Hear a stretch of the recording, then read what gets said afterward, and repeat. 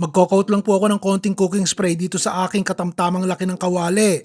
Sugpo po ang gamit ko sa ulam natin ngayon, parang 3 kilo po yata ito. Pagka malinis na po itong sugpo, iprito po muna natin. Hindi ko na rin po tinanggal ang balat at ulo at maganda po sa presentation yan mamaya. Asin lang po at konting paminta lang. Sandaling-sandali lang naman pong iluto ito kaya hanguin nyo na po agad. Ito naman pong malalaking tahong luto na po't napasingawan na. Kita nyo po, bukas na po yung shells. Frozen po ito, iniinit ko lang at nang matunaw po yung natirang yelo. Bagong kawali po at bagong mantika din po, malaking kawali na. Pagsasama-samahin na po natin ang ating creamy seafood, damihan nyo po ang bawang. Isang malaking bote po ng sun-dried tomatoes ang ilalagay ko, yung may kasamang olive oil. Kung wala pong sun-dried tomatoes, pwede po kayong maglagay ng fresh kamatis. Ayos din po yan, tanggalin nyo lang po yung buto.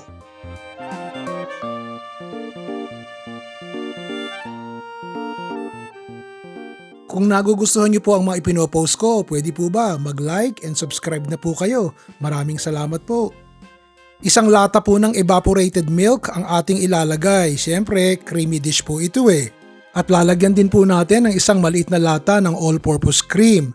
Haluin po natin yan, i-adjust nyo na po ang heat sa medium or low para hindi po makurta ang ating gatas at ang ating cream. At ito po, after 2 minutes, kumukulo na po ang ating cream. Ilagay na po natin ang ating ginayat na keso, grated parmesan cheese po, ang aking ginamit. Diskarte nyo na po kung gaano kadami ang ilalagay nyo. Para mas creamy, dapat madami. O ngayon po, tikman nyo po muna. Kung okay na po ang lasa, diretso na po natin. Kung hindi pa, maglagay po tayo ng konti pang asin siguro. At saka dagdagan pa natin ng grated parmesan cheese para lalo pong maging creamy pagkatapos po niyan. Lagyan po natin ng parsley para lalong maganda at masarap ang ating presentation. Patayin nyo na po yung apoy o hinaan nyo. Haluin nyo po para humalo po yung ating parsley dito sa ating creamy sauce.